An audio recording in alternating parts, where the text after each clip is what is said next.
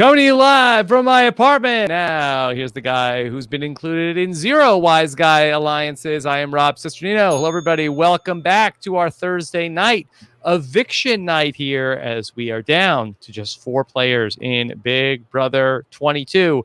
Memphis walks out of the house and heads to the jury house as we talk about what comes next with the night moves and much more here with a great panel to talk about it all, of course. Back with us, a man who is so excited to see Kaysar return to the Big Brother television set.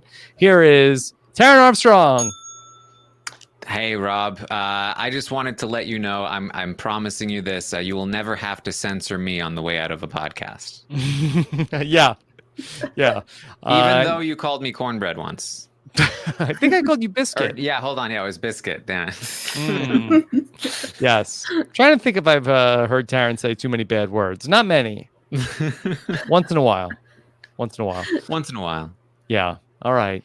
Taryn, great to have you back with us here tonight. Of course, we're always excited to have this man back with us. Amon Adwin is here. Amon, how are you?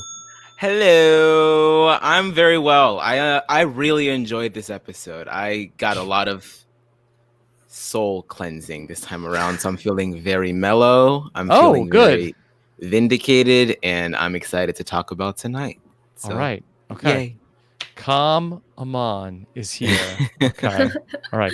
Amon, I really like this shirt also. Thank you. I mean, it kind of matches Taryn's wall. Like, yes. If I could like blend into Taryn's background, you wouldn't even see me. Yeah, and then assassinate him. Exactly. Oh yeah, I'm still waiting to get back at him with that. Like we got to get on the Among Us stream. You like a Rob, mystique move. Taryn and Puya have been killing each other back to back on that Among Us stream. I got to get myself in there. Yeah. Okay. You coming this weekend? I should be. All right. Okay. All right, Amon. Great to have you here with us tonight. And then also here with us, we talked with this person in the preseason about Kaysar coming into the house. So it's appropriate. Lavina Patel. Lavina, how are you? I'm good. Very full circle. I didn't even think about that until you mentioned it just now, Rob. Yes. I love just like Amon, I love the episode tonight. I was pleasantly surprised. I love the jury segments, but particularly the very last 5 minutes, I would say were my favorite, just because seeing Kaysar and of course the iconic HOH competition that I was verbally screaming at my television. So we'll get to that though. Okay. All right. We'll talk about all that and much more here tonight. We will also take your questions as we go through everything tonight. I have a tweet up on @Rob Cesternino on Twitter if you want to send in questions for the show. And then on Friday, I will be back with our edition of The Slop. Jenny Autumn will join me, and we will have the responses to Memphis's exit interview questions and much more as we go along on. Oh, wait, that's the podcast doorbell. Oh, who could this be? Oh, wait, hold on a second. Brendan and Rachel, what are you guys doing here? It's your neighbors. Yeah, hey. No, that's our neighbor. Yeah. Yes. Man. Yes. Are you going to offer us prizes? Yes, you need prizes? We have a lot of prizes, but we need you to count your chess pieces because 2 or 3 of you this week. Because there may be 5 podcasters ahead of you. 5 podcasters? Oh, no. Wow. Okay. No, in all seriousness, very excited to have Brendan and Rachel here with us to do some breakdown of the Amazing Race season premiere. All right. What did you? No, just kidding. No, first off, how are you guys doing? Good. We're having a baby in very soon, imminently. Or something. Yeah. Much like Big Brother, I'm going to go ahead and leave this one to Rachel. Yeah. Yes. Okay. Do you think that you could potentially, Rachel, time the birth with the Big Brother finale? That'll be October 28th. That's my goal, Rob. I've been planning this the whole time because this was my original plan. You know, I couldn't be on Big Brother this season. They wouldn't let me play. So my original plan was to go in the Big Brother house for the birth. So that way, at the finale, I take all the glory off of whoever's winning. And, it is a 2-hour finale, so we're going to need to fill some time somewhere. So maybe if we... Yeah, if we could go to a live reaction in the hospital, that would be fantastic. Oh, it's in the Big Brother house, Rob. Okay, all right. So it will be a Julie big. Penn delivering the baby. Yeah, Julie's delivering it. Yes, you're giving birth in the Big Brother basement. Yes. Oh, I'm wearing a mask, but Julie will not be. Well, you guys never Yes. saw it inside the neighbor's house. It's decked out with a lot of medical grade equipment, perfect for birth. That's why Well, Dr. that's Will appropriate. had to go to So, make sure it and was also okay. Julie's all of her biblical stuff. It's because she's now moving towards being like a wet nurse, and she's really connected to the birth process. So this I was is going to part of say, Dr. Will's not your OBGYN, is he? He is the OB, and he delivered his own baby, so we figured who else better to deliver our baby in the Big Brother neighbor's house. And I was doing like a little Botox too on the way out. You know, So- It's a one-stop shop. Gonna make sure it's a pretty baby. Yes. Oh my god. So I know you two are working on something big this weekend that might be of interest to the Big Brother fans. What do you have coming up? So we are super excited because we have a Big Brother 12 reunion. Ah! Minus Enzo. Yeah, minus Enzo. That's a good point. Yeah. Enzo's kind of busy on the Big Brother show. He's busy getting third place one more time. Oh. Too soon. Too soon. Yeah. But yeah, so we have gotten together most of the cast of Big Brother 12, and we are going to be doing a really fun 2-hour reunion for Give Kids World. Yeah, for Hearts of Reality. So obviously everyone's aware COVID-19 has made things tough for a lot of people. And one fundraiser that we've taken part in several times is Hearts of Reality. And anyone who's ever been to it knows that's an awesome experience because you get to meet probably like 100 different reality people, most of them from CBS shows. But it's a lot of fun. It's And a lot of fun. because I think COVID-19 even, has impacted everyone so much, they've also been struggling a lot. And so they haven't, Give Kids the World hasn't been able to help as many families. And they bring the families in, they take care of the families, send the families to like Universal Studios or Disney World, all that stuff, but provide like round-the-clock care. And it's an amazing experience for the families and the kids. So it changes your life if you visited, but even for the families. Okay, where can people go to check that out? The link, you can check it out, I guess, through the Instagram, right? What's the Twitter? We've been kind of blasting it everywhere. Yeah. So it's on Facebook for sure. So BB12 Reunion. Is it on their Hearts of Reality page? It's on the Hearts of Reality page.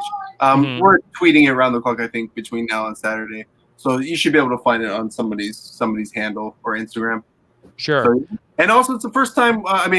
Look, I got Kathy to come. Yes. So, yes. Yes. So She's not gonna obviously, get held up in everybody caramel. wants to hear a play-by-play on the Carmel. Yeah. That's gonna be at the top of our list. We've been going over some of the good moments. I even told Rob. I said we're gonna have to ask you guys for your input of what you think are some good BB12 moments. Mine, I think me and Brittany being handcuffed. We're gonna have to talk about that. Of course, the giant Neanderthal in the room will be addressed. Yeah. Wasn't that BB13? No, that was 12. That was 12. Yeah. It's 12. Okay. And Matt Hoffman and Reagan are still holdouts, so they're Yeah. still holding on to their pronunciations. But Yeah. What about the biggest move of the season, the Diamond Power of Veto being used to take Yeah. out Kathy? We're Yeah. definitely talking about the Diamond Power. I think Matt said he's going to bring his Diamond Power on the episode. Okay.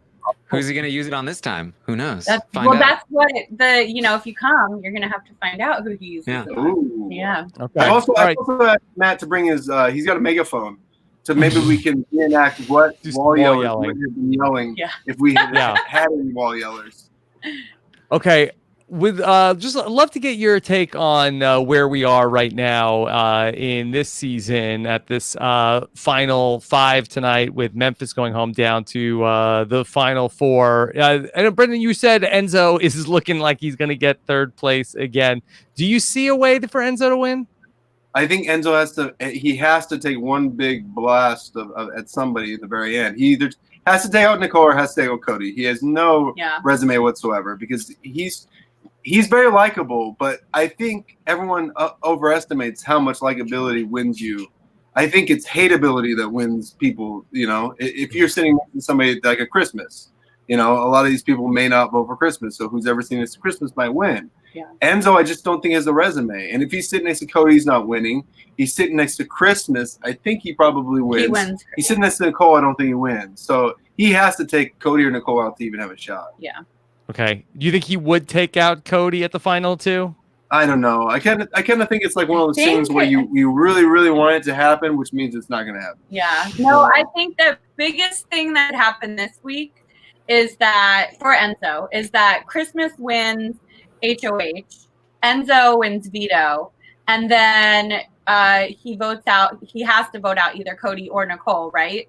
So he's forced to do it. So then he's probably voting out Nicole, right? So he's probably voting out Nicole. Now, I hate to argue. Now, Taryn, I feel like that you have it the other way. Oh no, he'd vote out Nicole over Cody. I think, yeah. Yeah. I think you say that Enzo that Enzo needs to win HOH and Christmas needs to win the veto. Oh, if he wants Cody gone, yes, Enzo would need to win the HOH. Christmas wins the veto, and then that's the only way Cody leaves this week, unless Nicole or Enzo decide to cut him at the final four, which seems pretty unlikely at this point. Yeah. Yeah. Let me ask you. So basically, it's Christmas and Nicole in the end, right? Yeah. Please don't say that. Why did you say that? Well, here we are. That I mean, Nicole is here at the final four. I mean, there's a non-zero chance that we could have Nicole as the winner of this season. Yeah, which is crazy. It's possible. It's possible. I honestly feel like it's going to happen. It's going to be Nicole and Cody in the final two questions. Nicole wins questions, cuts Cody. Cody's like, what? And no then, way. Yeah. She will never cut Cody. I think she actually would. I think Okay. she would. This is an interesting debate because I lean more to I think that she might. I know some other people. I know Taryn feels like that she would not. But I'd love to hear you two talk this through. Why, Brendan? Why do you think she would? And Rachel, why do you think she wouldn't? I mean, I think we all come to accept Nicole as this like dichotomy of her good versus evil, and like they're two battling inside her head all the time. And I think she's always leaning more on the side of the evil. Which is fine. Embrace it. I think that she's sort of like a Schmiegel Franzel. Exactly. Yeah. Well, man, I almost did that. Yeah. No, I do think so. I think she wants it at all costs. She just has a hard time coming to grips with how she's going to get there. And at some point, she has to do something that she's not going to want to do. She's done this before already, and she's going to be crying, bawling while she's saying, "And Cody, I'm so sorry." But I think she does end up evicting Cody while crying simultaneously. Yeah, I say she does not evict Cody because I think she already won. She thinks that she either thinks she can beat Cody because she is that narcissistic, or she thinks that she already won and everyone loves Cody and she's worked with him the whole game, so she doesn't want to ditch him. She's like got in her head the pregame stuff, and I think she doesn't get rid of him. And I also kind of think she probably thinks she can beat Cody. Alternate timeline. She gets rid of all of them and says, "I want to take Christmas to the end because girl power." Oh my God! No. That'd be exciting. And Taryn, how do you see that decision for Nicole potentially if she wins the final three HOH? I think if you asked her right now, she'd say she's taking Cody. Sure. Now, there's 2 weeks to live with that before it actually happens, so she could change her mind. But I like to look at like what happened in the past, and in Big Brother 18, she told me after the season that she was planning to take Corey to the end if she could, and that in the final 3 she made a deal with Paul, and that she would have taken Paul over James in the final 3. And the thing is, she beat Paul. She beat the guy who went on to play the next season and dominate that season as well. And he lost that season as well. But I think that Nicole feels like, look, either they're going to respect me and I can beat Cody, or they're not going to respect me and maybe I lose to somebody like Christmas. And so I feel like when it comes down to it, she's probably going to pick Cody, unless he drops the ball, which is totally possible. We've seen that happen in the past where, somebody was planning to take somebody to the final 2 all season long. And then like in the last week, they just kind of like I mean, I guess you don't need to. Like, I mean, I'm not going to force your hand. In fact, there's somebody in this Final Four that did something very similar in the Final Three. So, you know, it's totally possible. But I am of the opinion that as of right now, I think she's taking Cody. Aman, what do you say? I think so too. I think I kind of agree with both Rachel and Taryn. I think that she feels that getting to the end of the game with already being a previous winner is a strong enough case on its own. And she's right. It is a very strong case. I don't think that she's that aware of how the jury might perceive that. I think that she's definitely aware of the fact that cutting Cody would be the definite win. You cut Cody, you win this game, hands down. But I believe that, I mean, we heard them talking on the feeds the other day about, yeah, my mom called your mom and we were pre-gaming together and it was like, yeah, we're going to do this season together. So with all of that in there, I'm like, do you really do that to Cody at the very tail end of the game? I just don't see her doing it. I think that she feels like she can win by virtue of being a winner. Yeah. And I think it's also important to note that I think she'd be a little more likely to do it if it was a Final Three of her, Christmas, and Cody. If it's her, Enzo, and Cody, I think she's significantly less likely to do it because Enzo obviously has a much better chance at beating her in the Final Two than Christmas does. And I think she's even less willing to take that risk to cut Cody and take Enzo. Yeah. Honestly, I'm going to throw a curveball out there. I honestly think that she could do it. I think she could cut Cody because it's so glaringly obvious that he's playing the best game, right? So I think that, you know, she could probably do that because if it's the guaranteed win, I think at the end of the game, you know, you're there for $500,000. And I think that she would want to guarantee her win as best as she could. Even if she thinks that she has a pretty good case against anybody left in the house, I think that she would want to, like, you know, really ring it in. Like, you guys are all voting for me. You guys saw what I did. I think she'll do it. Yeah, I think she just wants the win so bad. I don't even think it's about the money, but she wants like I am the two-time winner. I think she really wants that. And yes, she may love Cody as a friend and he's the greatest guy ever. Seems like a cool friend to have, but I think she wants that title much more. I think one possibly telling thing for now is that she does want Cody in the Final Three, which tells me she feels comfortable enough with him going to the Final Two with her, because obviously if Cody gets to the Final Three, it's a very good chance that he's going to win, and she thinks he's going to take her, and she's not too upset about that. Like, if she thinks Cody is unbeatable in the Final Two, I'll never win, then her right move right now would be, okay, I need to get to the end with Enzo then, because we beat Enzo in the Christmas, and I will beat Enzo, and then we're locked in, we take each other, we win. But instead, she's very comfortable bringing Cody along to, in what her mind guarantees herself, Final Two. One of those scenarios being very likely Cody. So I don't think she's fearful enough of Cody in the Final Two right now.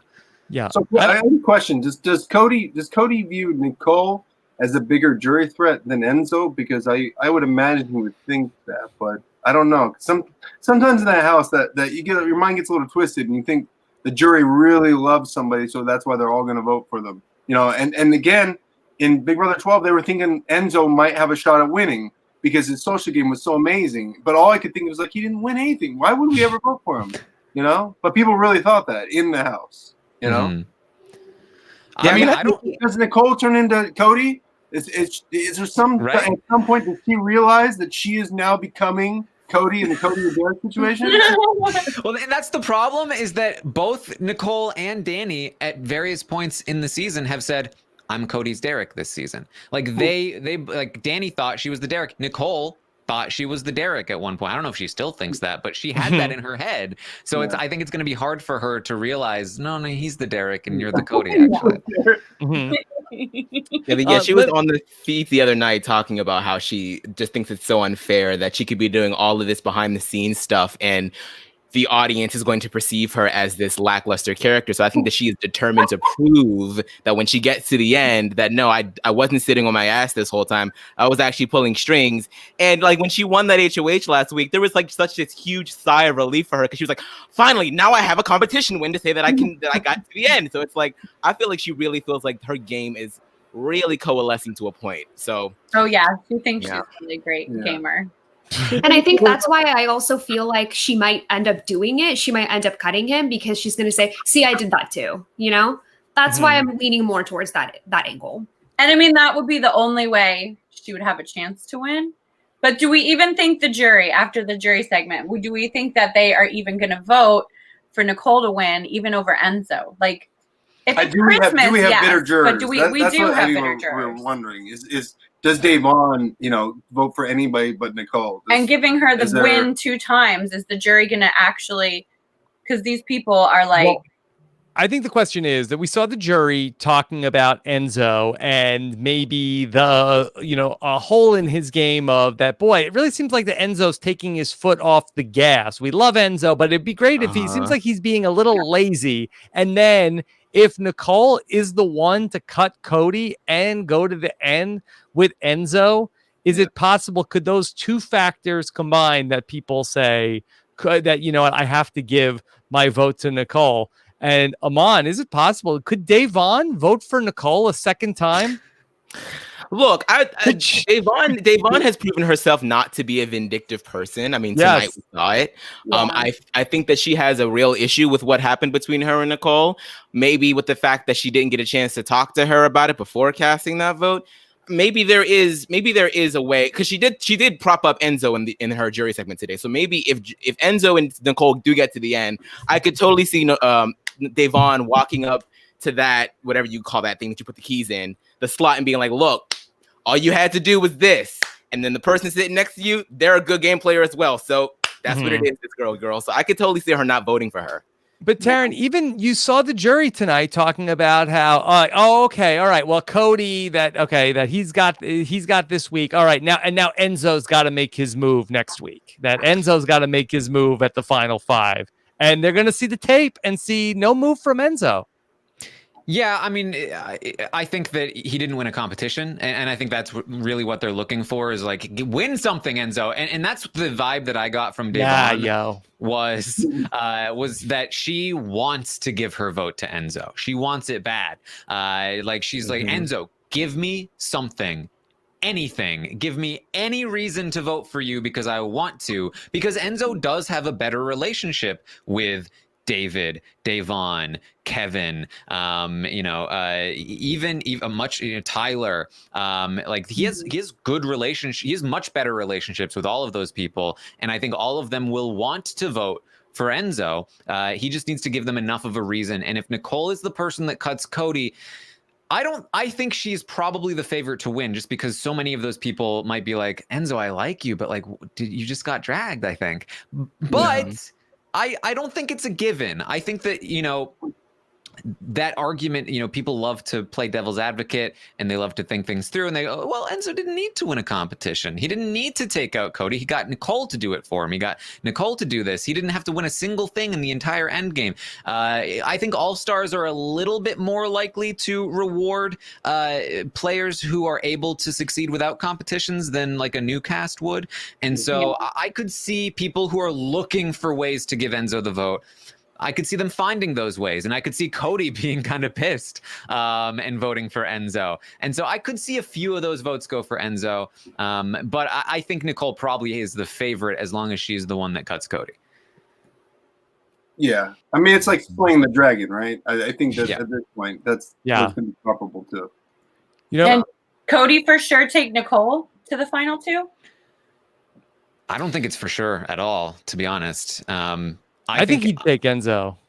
Yeah, I think he'd want to take Enzo. Yeah, I think he would take Enzo too. For like 60 days, I was very heavily toward he's going to take Enzo. In the last week, since Nicole won a couple competitions and Enzo has failed in the competitions, I feel like he's valuing Nicole a little more, and that may be shifting his load, since he feels probably that he can beat either one. He might want to just give it to the person who he feels has helped him the most along the way. And right now that might feel like Nicole. So I could see him maybe shifting in that direction. But, there's still 2 weeks of game left. And if she doesn't win another competition, then maybe not. So I really do feel like I'm not entirely sure. I would have leaned very heavily toward Enzo. But they were kind of at odds this week because Enzo wanted Memphis to stay. Cody wanted Memphis to go. So I don't know. I mean, I feel like... Oh, go ahead, Lavina. Sorry. It's okay. I feel like knowing Cody's track record, you know, he's a very loyal guy, makes his final 2. He wants to stick with it no matter what. And I think that knowing that, I feel like he's going to take Enzo just for that. And I mean, he obviously thinks that he can beat Enzo as well. I think he thinks that he can beat both of them. It's just the bros thing, the bros duo kind of situation. And, you know, we saw him do it in 16, and I think he'll do it again. Yeah. I just wonder if he gets to the same spot and then like Cody, like they're like, okay, Cody, who are you gonna take? And then like he looks over and then it's like slow motion. Everything's playing from last time with Derek. Which one is Derek? I know. He looks at them and Derek's face is just staring back at him from both of them. Yes. I mean, if he does take Nicole, because I don't think, because clearly it's not the same situation as when he took Derek, right? Because Derek had been running BB16 from the get-go, right? Yeah. But Cody has the social game and the comp wins to really back himself up this time around. So if he takes Nicole, he has to be able to sell that in that jury speech. Be like, this is my biggest flex. I'm taking the person that already won because that's how good of a game that I played. I also got rid of Tyler, which is what some of the people in the jury were ready to give him the win for anyway. So I feel like if he does take Nicole, it's the sexy move. Taking Enzo is more of like the easy move. So it really doesn't matter. I think he wins. I actually disagree. I feel like the last thing he should do is remind them of his previous mistake. Like, I don't think he should be like, I didn't learn anything. I took the person I thought I'd have the worst chance against. I think they might be like, what? Yeah, but that's what I'm saying. You can sell that in a way where it's like, look, I screwed up with Derek, but I know that I played a better game than Nicole. I know that I played a better game than Nicole. So you guys need to give me this win. I have all these comp wins. I sent out Tyler. I did this. I did that. I got rid of Nicole's other final 2 and Ian. Like I did all of this stuff. I've never touched the block either. If he doesn't touch the block up until that point, like I feel like there's so much for him to say against Nicole that would be like, all right, give it to him. Give him the roses. Give it them all. Like I mean, I would definitely be inclined to vote for Cody, but I personally that would rub me the wrong way because like. One of the main things I'm looking for from Cody is like, are you going to do the same thing you did last time? Or have you learned? Are you going to take the easier bet? Because you can think that you have it over Nicole all you want. But if you deliberately took Nicole, even though you think she's harder to beat, then you're just the same player that you were in 16. And that, I don't like that. I think there's a possibility of that too. Is Nicole harder to beat? I don't think so. I think she's actually easy. I think that it's hard to say. I mean, this is not Derek versus Victoria. Right? Yeah. Because Enzo could win a POV. If Enzo wins a POV and has some say in anything, he's forced to make a decision because he's literally the only vote. Yeah. Well, and then if it's Christmas and Enzo and Cody, and then does Cody take Christmas? Because that's the absolute easiest thing to do. You know what the Christmas is the Victoria. Yeah, Christmas would be a Victoria, I think. Right. Yeah, that would be worse. Christmas? Yeah. Yeah. Let's all pray for an Enzo Final 2, because what happens when we get an Enzo Final 2? We get an Enzo Final 2 speech. Oh, that's a good point. Yo, I made all the moves, yo. I'm covered in blood, yo. That's it. Brendan and Rachel, did you know about Enzo's foot admirer? Oh, I heard, but I did not know about it. You didn't know about this either. All right. Just wanted to know if Enzo was making up material in the Big Brother house or if this was a thing that existed before he went in. But Matt Hoffman introduced me to WikiFeet, so I didn't know that was a thing until recently too. Yeah. Tara, did you have something? I'm just imagining the kind of person that would invent a foot stalker. Like wholesale. Enzo. Yeah. Yeah, guys. My feet. They've got stalkers, but they don't actually exist. But I'm going to pretend they do. Yeah. Oh my God. Brendan and Rachel, I know you actually faced off against Cody Calafiore on Fear Factor a couple of years ago. Did you guys get a sense of Cody as a competitor that day? Yeah, I think the whole time we competed against him, he is a really good competitor. That's the thing about Cody, and we see this on Big Brother. That's why don't know how they've left him in the house this long. We saw him win 22 seconds in the first HOH. It's like he is a really good competitor, and he's always there to win. And he's just got athletic, he's super athletic. So I think unless he makes mistakes, because we all know we love him, but he's probably not the smartest guy in the world. But like when he makes the mistakes, that's when he messes up. You know. Well, brother, we always know at the end there's going to be at least of those final, 2 competitions. There's going to be one that's physical. Yeah. So I would never want to leave somebody I know that probably has a little bit of a physical advantage over me, because I know they're going to win one competition. So Cody's definitely winning. Cody makes final 3. He's definitely in the final 2. Yeah. So, And then, did you have any thoughts on Memphis, who goes home tonight?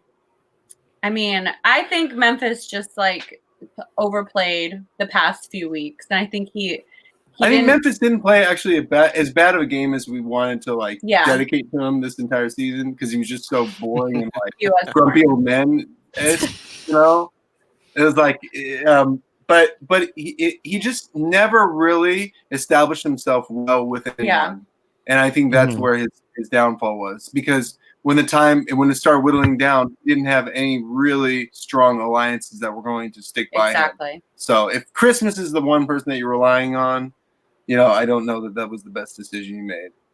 Okay. So. Brendan, Rachel, anything else you want to say about Big Brother 22? Well, I think this will be the last time we're seeing All-Stars. So bid them I think that's it. Yeah. Well, I did notice a casting commercial for, the All-Stars had their shot. We're going back to newbies next season. Yeah, remember when we thought that we might get a legend season that was shorter? Yeah. Good I don't know what y'all talking about. I personally think that BB23 is All-Stars again. That's just me. Every season is All-Stars. Start the rumor mill. I mean, I'm gonna lie. I make the joke to Rachel. I'm like, I love them, but sometimes I feel like they're tone deaf. So whatever you're yelling about, they'll do the exact opposite. So if everyone's like, "This was the worst idea ever," let's bring back more All-Stars. If everyone's like, "No All-Stars, no All-Stars," they're gonna be like, "Oh, All-Stars, All-Stars, double, triple, fan favorite twist." Exactly. Bringing it back. Battle of the Block. Oh God. Yeah, so they're looking for more people. Is it the best idea? It seems like that what seems to not be working on Big Brother is that they put up the commercial at the end of the season when a lot of people have dropped off. Hey, are you still watching this show? You should be on. And then they don't cast any fans. So that maybe put it on at the beginning of the season. They do put it on the finale too, so there's that, and everybody comes back for that at least. Okay, that's true. That's fair enough. Yeah, I mean, the truth is we just need to cast some actually hungry people who want to win, because this is what we're talking about. Big Brother 12. It's like our reunion is going to be not hungry like Jackson, right? Yeah, not hungry. Not for watermelon. Yeah, not for watermelon. I mean, you literally need some people in there that are there to win. Yeah, and I feel like the last I don't even know 4 or 5 seasons, I feel like I've watched way too many people that want to be influencers or promote their hashtag or promote whatever it is. And yes, I get it, because everybody wants to make a little extra money when we come out. But when we went on to win the money. I mean, that's what we were there for. The entertainment's half of it, because you're stuck in a house. You're going to lose your mind no matter what. Might as well try to make it a little fun. But we wanted to win. And I think that's Big Brother 12. Everyone in that house, I don't know about Enzo, but everyone in that house pretty much wanted to win, and that was, made the difference, All right. Well, the Big Brother 12 prayer circle is going to get together this weekend to cross their fingers and light their candles for Enzo. Check out Brendan and Rachel's Instagram to find out more information about how to join you guys this weekend. Any other things you want to let the audience know? Well, I don't know. I guess I'm just thinking who we all complain about this season. Who caps off the season as the winner? You're like, yeah, well, that figures. I guess who is the winner that exemplifies the season that we've been complaining about? Is it Christmas? 2022 wins Big Brother All Stars? Or are we just exactly? Exactly. There's no way. Enzo wins. If Enzo wins All Stars, yeah. You think it gets an asterisk because the All Star season I think that Enzo would be the one that would be like, at least like it would be like a little bit of a curveball that would be, like, all right, Enzo played a good enough game. People would come around on Enzo. They'd go back and they'd say, well, in retrospect, he played a great game. Yeah. Cody's like, oh, Nicole's like dummies. Enzo's like, okay. And then Christmas is like, girl. Yeah. Yes. I don't know. I feel like it's gonna happen. I feel like Christmas is gonna pull out a win just because we all saw the cast and we're like, Christmas? It's gonna happen. Watch. No. I mean, I drafted her, so even what I saw. All this Christmas music this season, I have not heard once. Grandma got run over by a reindeer. Wouldn't that be more appropriate for? Maybe the announcement will save it if she gets voted out next week. Yeah. Okay. All right. And Brendan and Rachel, where can people follow you two? At Rachel E. Riley Villegas on Instagram and at Rachel E. Riley on Twitter. And Brendan V. BB12 on Twitter. And Instagram. And Instagram. Brendan Villegas. Instagram. Yeah. There All we right. go. Well, thank you both for spending some time with us tonight. It's always a treat, and best of luck with the BB12 reunion. 10 years. Woo. 10-year reunion. Woo. 10-year reunion. Yeah, Okay. no. All right. Take care. All right, All guys. right, bye. Thanks for having us. Bye. All right. That was exciting. Woo! Yeah. What a night.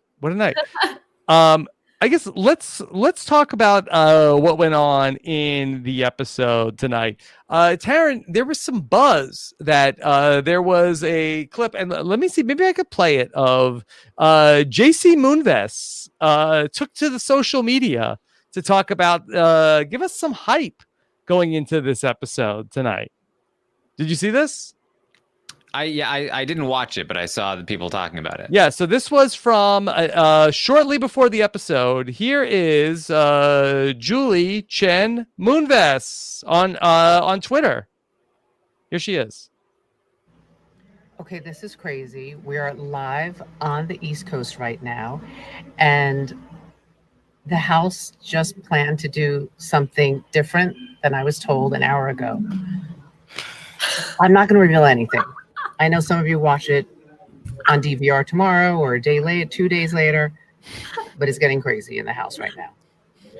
Why can she never stop embarrassing herself? I can't. No. I love Julie Chen. I really do. I will go to bat for her more often than most people will. But Yeah. Agreed. who told her that? Who told her that? Here's Which what I person think. told her that? Here's what I think this is. I think that she thought it wasn't going to be a blindside, and then she found out, oh no, it's going to be a blindside. Did you see how excited she was at the start of the episode when she said, "We're getting a blindside"? Yeah. So yeah. I feel like, I'm wondering who let her post that, because someone's got to know. Like, I think we should take away her phone. yeah, at least for the day. I mean, you just know that like there was like an intern watching her film that, and they were just like, "Ugh." That's not what I meant, honey. Yeah. Oh. No, let me Exactly, just play this one last They time. let her post it. Okay, this is crazy. We are live on the East Coast right now, and the house just planned to do something different than I was told an hour ago. Different than she was told an hour ago. I was gonna say that maybe did she like check like get a report like on Friday of like, oh, probably Christmas is going out, and then tonight she's like, whoa, big shakeup. Word is Memphis is going out. I mean, I'm assuming that Julie Chen's not camping on the feeds, so probably, right? Yeah. What are you gonna do? But yeah, this was weird. Very weird. I mean, it's Julie Chen. I mean, at this point, I've grown to accept Julie and all of her isms, and it just is what it is. We'll just they all get turned into sound bites on the podcast. So Yeah, we're like, Julie, didn't you say that there was going to be something huge happening tonight? And she's like, I didn't say that. You didn't hear that from me. Not yet. I think she's trying to emulate what was it day 44 last season when she said, well, the house is going crazy. I think she was trying to emulate that moment to create kind of like I hope the viewers are getting super excited and reminding them of day 44 of last season, something like that. But Yeah. Definitely that energy. Okay. There was a little bit of Cody getting pissed off at Memphis. I have to say that I feel like that there was a conversation between Cody and Memphis. First off, that Memphis brings always a weird energy to things. This is Memphis. Get my loafers on, and I'll be ready to party. Let me get my loafers on and I'll be ready to party. And then he walks away, and Cody was just like having a moment to himself, just getting all worked up about Memphis. Dude, I'm decades ahead of you in this game, bro. Like decades. I'm playing a whole nother season. Like right now, you're still in the first one. Taryn, you ever hear that? I'm decades ahead of you? Yeah. It's, Decades. Look, Tyler likes to be 3 steps ahead. Dr. Will tells you to be 3 steps ahead. But when Cody plays, he's decades ahead. Cody has been annoyed with Memphis ever since last week, or the previous week, when he found out that Memphis was saying that different things to Enzo than he was to Cody, and that like this whole wise guys thing really is like, oh no, he's more loyal to Enzo than he is to me. He's trying to make a fool of me, and he was like, good on you for trying, but get away with it, man. Like, I caught you. And so ever since then, he's been like on to Memphis, and he really, I think, feels like Memphis is trying to play him for a fool in all of these conversations where Memphis is like, hey, we're cool. We're keeping you're keeping me. I'm going to keep you. And I think that Memphis was genuine. Like with Christmas leaving, I think he really would have gone to the final. I think he wasn't lying. But Cody just fully did not believe that was the case, given all of the information that Memphis never told him. And so, you know, what was genuine from Memphis came off to Cody as like, you arrogant little man-child. How dare you? I'm not going to be fooled by you and your trickery. I know your lies. It's that Caliph fury. I just like I rolled my eyes the entire way through the segment, and then I had to remind myself, okay, like clear, because it's the same hypocritical thing that we see every season of Big Brother, where someone is trying to double cross you, even though you're going to double cross them at some point, but they do it first, and so you feel justified in being angry with them, and it's like, so I'm sitting here being like, I know it's just game, but it's like, Cody, like, you're doing the exact same thing, and I know that you know that, so I'm not about to like be that upset, but it's just like, okay, all right, have your moment, Cody. Talk to the cameras, talk to yourself. It's cool, but you're not really fooling anybody. I feel like he knew that I was going to make the edit anyways. Also, that in addition to that, I feel like he would use, like if he were like he's going to be doing the same thing. I feel like he would use it in a final 2 speech too. So I'm like, why are you angry right now? You're going to use it in a final 2 speech. Yeah. Cody also is somebody that is very aware of like how the show is edited. And I think he's been playing up a certain kind of character in the diary room up until this point. And now he knows it's like, it's end game time. It's time to like take ownership of my game and show people like I'm way ahead of people, like I'm running this thing, like this is what I've got. And it's that sort of like that sort of arrogance that like a lot of people want to see from Nicole, that doesn't play as well on somebody like Cody, but I think that that's part of it as well. And because I'm seeing a few different angles of it in the diary room lately. He's decades ahead of everybody else. For sure. I mean, I was also going to say before that I feel like he's so angry in the DR the past couple of episodes, at least. So I've definitely seen that shift. Lavina, I see people in the chat reminding us that Cody is an actor. He is able to, you know, whatever his motivation is, he's able to give us that in the diary room. Yeah, he's on his way to an Oscar nomination. Let's just say that with his what did he act in? It was like a Hallmark thing. Several holiday films. Okay, wow. I'll have to watch those. Okay. All right. In my free time. Let's talk about what's going on at the jury house. We spent 2 segments with the jury tonight. We got to see Tyler show up and that the jury seemed that very impressed with Tyler's resume coming into the game, and then seemingly very disappointed with how things played out for Tyler. Yeah, this is what I was expecting from the jury. That Tyler takes out Danny. They're like, "Ooh, he made his move. It's Tyler's game to maybe lose." And then, we hear from Ian. Cody and Tyler are the two running the game, so he's expecting to see one of them, and then to watch Cody win the HOH, and then win the veto in such a dominating fashion, and sending Tyler out. I think it really cemented for them, like, this is Cody's game to lose. This guy needs to be stopped, and if he's not, then they deserve to lose. And that's really the sense that I got there. Also, that we talked about last night on the show, that boy, they really did Tyler dirty with his BB comic. They really did. They didn't really make a meal out of Tyler timing out on the veto competition, which ultimately determined his life in the game. But Lavina, I felt like that they dove into that a little bit more now that Tyler's out of the game, how he timed out on a veto that Cody won in under 5 minutes.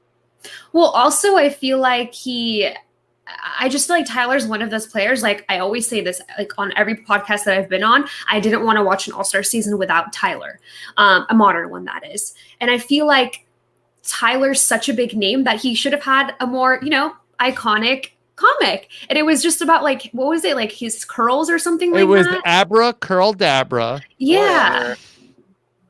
I don't know. I feel like it should have been a little bit more of along the lines of, the Janelle, the bombshell one, or something better than curls. Yeah, he looks very frail.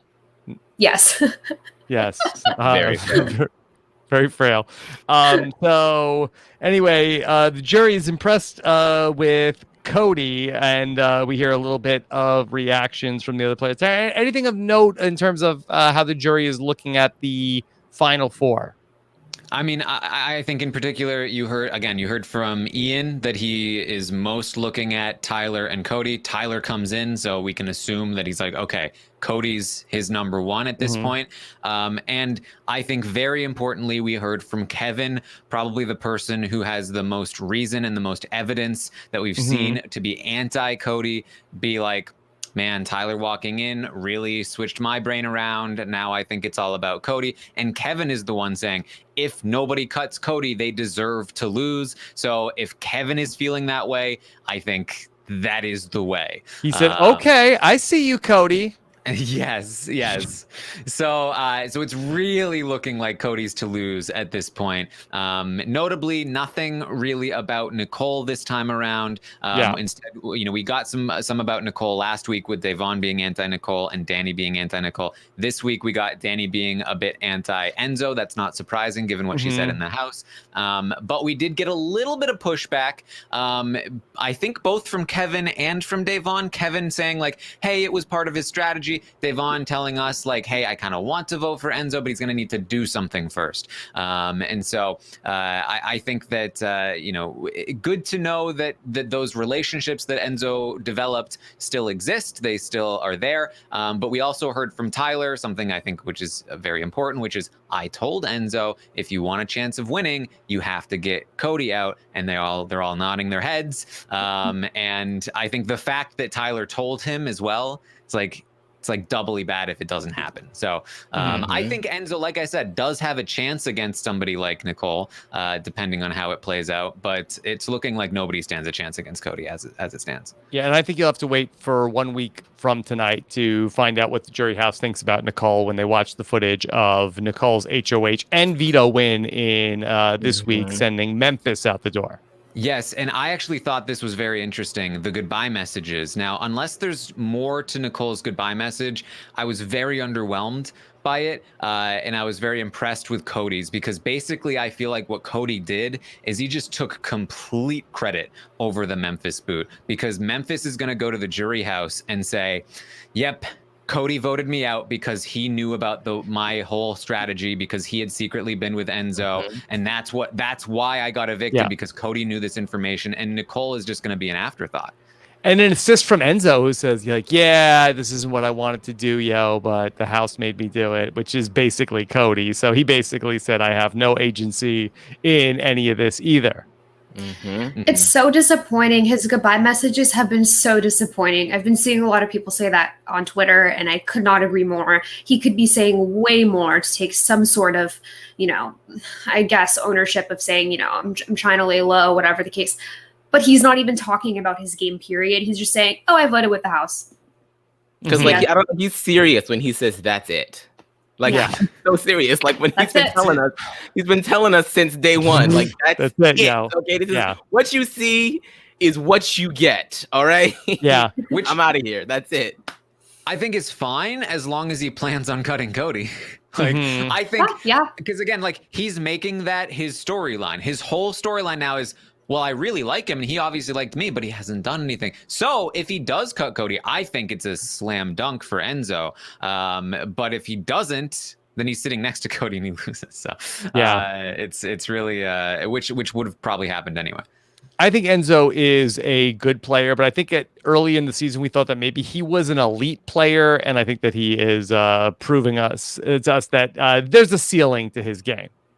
It's funny because in the preseason we were pretty low on Enzo because his biggest in the BB basement. Right, yeah, like he can do well, he can bond alliances together, he can probably make a deep run, but does he have win equity? And then the season started, and we're like, oh, man, it looks like we were wrong about Enzo.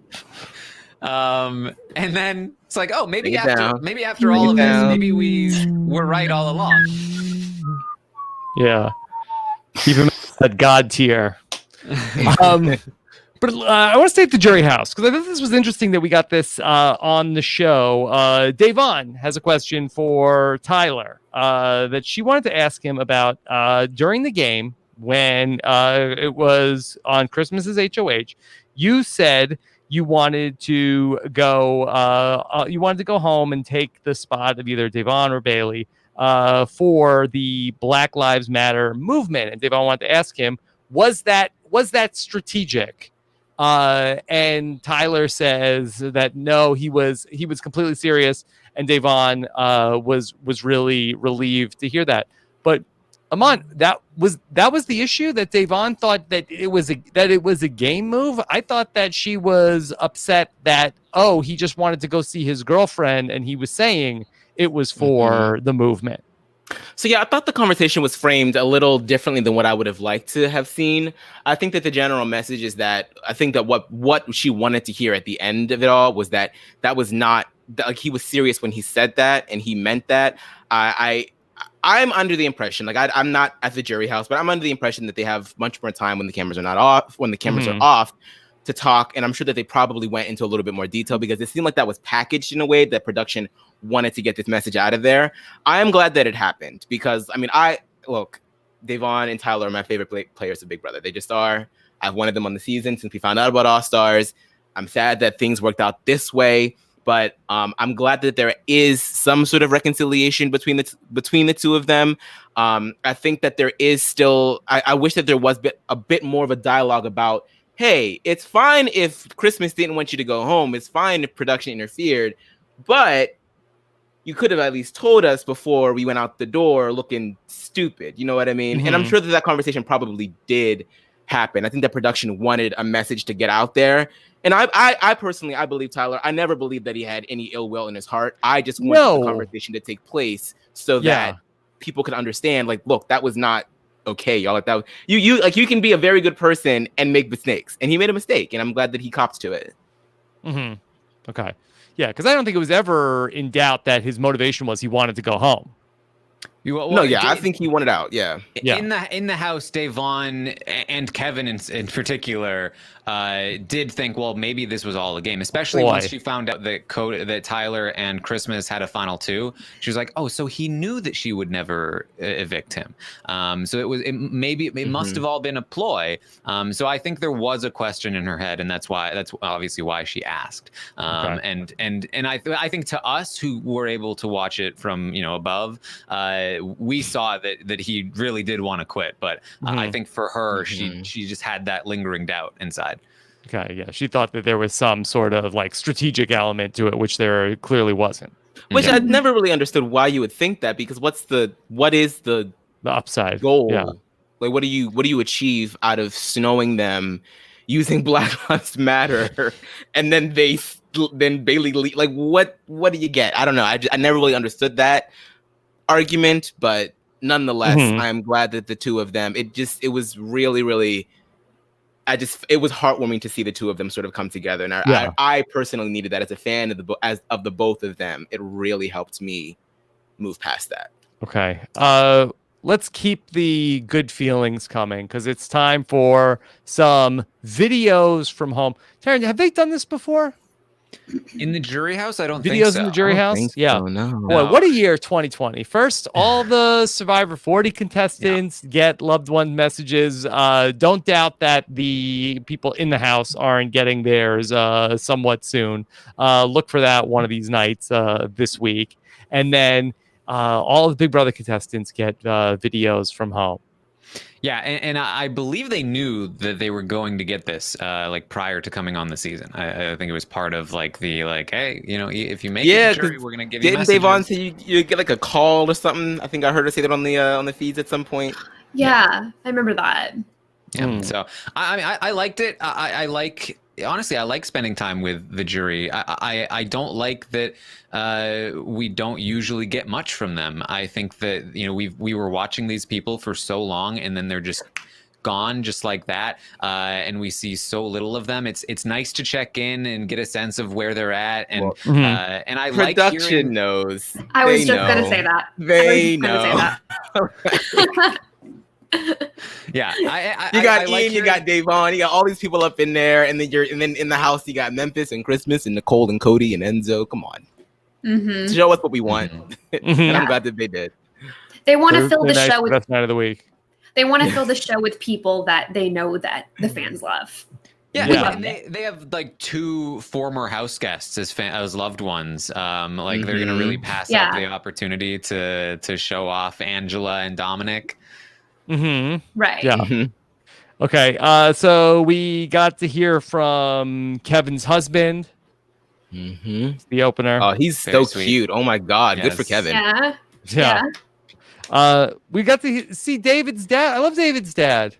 He looks just like him. Oh my God. I know, it's like, scary. I feel like an old person. People used to tell that to me. I was, oh my God, Amon, you look just like your dad. And then here I am saying, oh my God, Dave, you look just like your dad. I was like, oh my God. The gene pool is deep. I loved seeing David again. Like I didn't realize until I saw him just how much I miss his like positive energy and enthusiasm for being there. Yeah, it was so nice to like see him and he was smiling. It was good. Yeah. Yeah. We got to see also Ian's girlfriend check in there. I thought it was super sweet when Tyler was like, you got to marry that one or something along the lines. I thought that was super sweet. Yeah. Slow down, bro. Yeah, like you don't know those people. What's the rush? Yeah. We got to see Davon's little girl. I know. Cadence. I mean, the true BB All-Star. I mean, she was on BB17 as a baby, and now she's back as like this big girl that can put words together and has like a smile and can talk and all this stuff. And I'm like, oh, that's the true BB baby for me. I love Cadence. She's so cute. She's so cute. Nice Danny. The little headphones. I love that. I know. She looked like a Twitch streamer. I know. We got to see Dom and Tennessee and Dog. So good to see Dom. He had a cat on his lap too. I feel like I missed that. Yeah. You know what? Yeah, because he said three. There were three of them, right? Yeah. But yeah, I like yes. Yeah. Bill and Chad. He looks exactly the same. Right. He does. It's insane. Not aged at all. He was like 21, right? When he was on the season? He was like super young. He was like 20 or 21. Like he's like Dorian Gray over there. Maybe staying away from Big Brother, makes you age gracefully. Yeah. And then finally, we also got to see Angela, and they broke Tyler. Look, those two are in love. Like, Yeah. Mhm. like that. I saw that and I was like, y'all, there is nothing that's gonna break y'all apart. Like that's wow. Like Yeah. good for them. I feel like I never see her get very emotional. Right? I mean, judging from, on BB20, I don't know her personally, but I mean, judging from what we saw on TV, I feel like she never really got emotional and she was like starting to cry. I mean, Tyler. She is heart aching. Like she is missing him a lot. And Yeah. he's been missing her. Like we've known it since the get-go. And I think that's a big reason as to why Tyler has not had his head in the game. And Yeah. if that's what's on his heart, like I'm not gonna knock the guy for like not being able to play the best game that he possibly could, because obviously he is just wanting to go home to somebody that he really adores. So I'm happy with that they're going to be reunited soon enough. Yeah, and she obviously knows like how hard it has been for Tyler, and you could tell in the message like how hard she is trying to like give Keep it him together. all of the I'm proud of yous, like all of the positive vibes, like every possible No, you don't send angle, positive vibes. it's just everything that she can to make sure he like understands like, hey, I'm still with you, I'm still supporting you, like you should be proud of yourself, like any possible angle to make sure that he feels as comforted as possible. It was nice to see. Yeah. Okay. All right. We went back to the house then for our speeches. Why? Yeah. Christmas, she was running out of speeches to say to everybody. She's been on the block so many times now. Memphis tried to have a little bit of his Hail Mary to say, like, hey, your word is everything. Remember that, guys. Don't break your word to me, Memphis. Towards the end of the speech, I thought something had happened and like something happened between him and Cody and like he was going to throw Cody under the bus for something.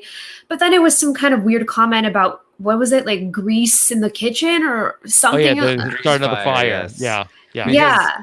So I believe it was David that started the grease fire, and then Cody grabbed the fire extinguisher and was just like, wait, how does this? And then Memphis just like ripped it out of his hands and put out the fire. Yeah. So Mm-hmm. that's what he was referring to. And I was like, dang, thought it was something. But no. Yeah. By the way, in the jury house, they talked about like, hey, Tyler, come check out the jury mansion. It's so fun here. We got turtles. We got bats. We have coyotes. No bats, David.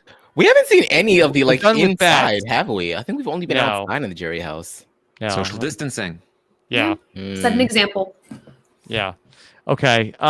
Ultimately, Memphis is going to get voted out by a vote of 2-0. Amon, did Memphis seem a little salty to you?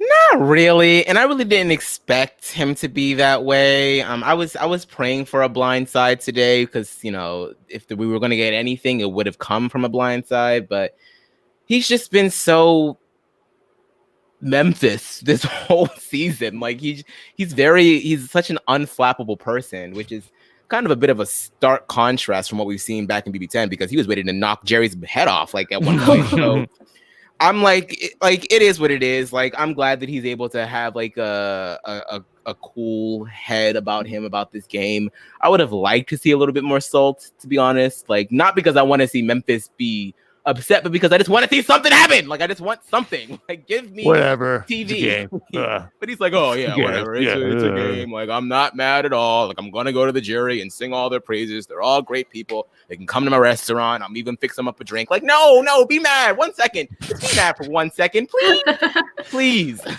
For a guy that was just blindsided like that, honestly, that's probably one of the like calmest blindside interviews I've ever seen.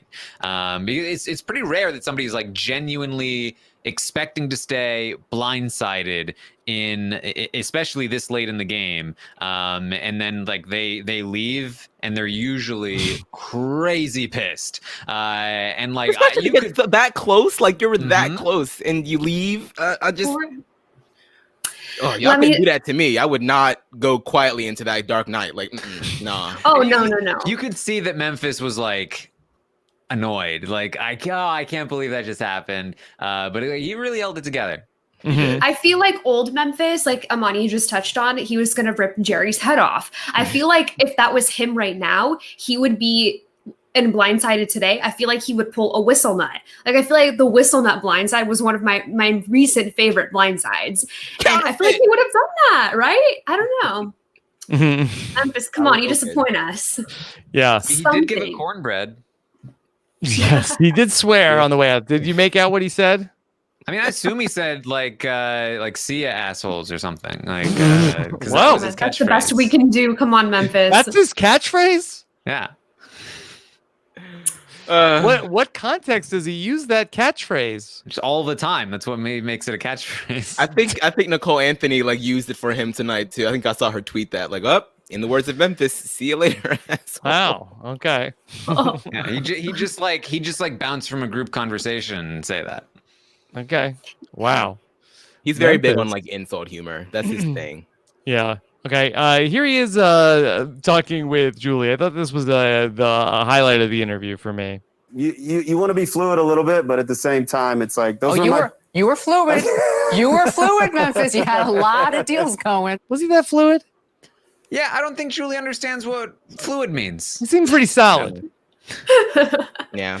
Memphis's game was literally the exact opposite of fluid. It was the most rigid game I've ever honestly seen work that well. But it did work. And the biggest like it fluid thing that you could that she was probably referring to was the whole wise guys thing. But even that was comprised mainly of people that were already in the committee, minus Enzo. So like, really, really, Julie.